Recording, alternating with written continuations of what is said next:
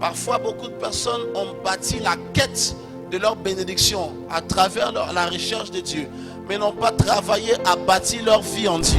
La raison de la quête de Dieu, ce n'est pas la bénédiction, c'est la communion et la transformation. Parfois, on a couru dans tous les sens, à l'église, chez les hommes de Dieu et partout. Pas parce qu'on est en train de chercher Dieu, on est en train de chercher une percée, on est en train de chercher une bénédiction. En soi, ce n'est pas mauvais, mais ce n'est pas censé être l'objectif ultime. Mon objectif ultime n'est pas la bénédiction que je recherche. Mon objectif ultime n'est pas l'argent dont j'ai besoin. Non, ce sont des éléments de mon parcours. Mais à l'ultime, j'arrive à la maturité et à la compréhension que ce qu'il me faut, c'est Dieu. C'est de parvenir à la même image en le fixant, en étant transformé. C'est à la même image que lui. Est-ce que vous voyez? Par la communion. Vous savez, la conclusion de l'évangile, c'est la transformation. Il nous a sauvés. On est devenu une nouvelle création.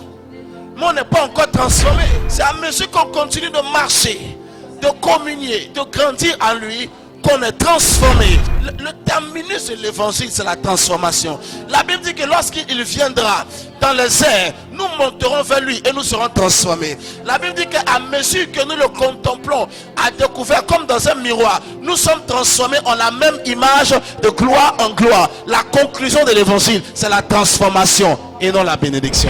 Tu pourrais ne pas être d'accord avec moi parce que tu as envie d'être béni. Tu seras béni. Mais le fait est que la bénédiction est la conséquence de beaucoup de principes et ça peut être obtenu partout. Mais la transformation n'est le bénéfice et la conclusion d'un seul principe. Le principe de la connaissance de Dieu.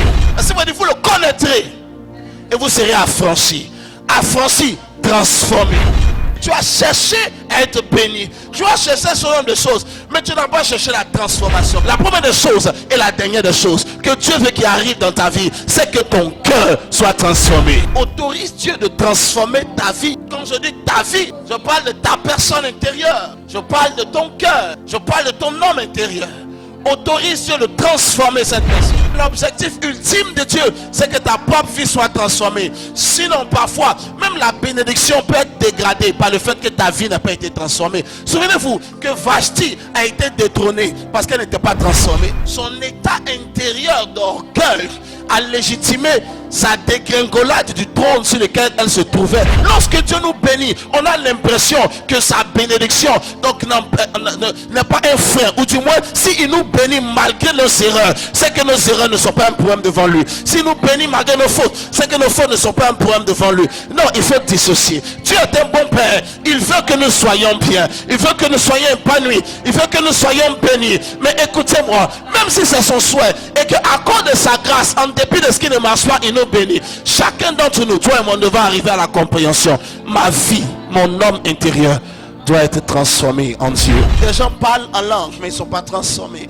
Des gens prophétisent, mais ils ne sont pas transformés à l'intérieur. Vous savez, des gens prospèrent dans l'église, mais ils ne sont pas transformés à l'intérieur. Quand Dieu nous fait du bien, c'est pour nous rendre confortables, afin qu'on se concentre. Parce que parfois, on est tellement focalisé sur les besoins matériels qu'on obstrue les choses importantes de Dieu. Il a besoin de ton approbation pour opérer ta transformation.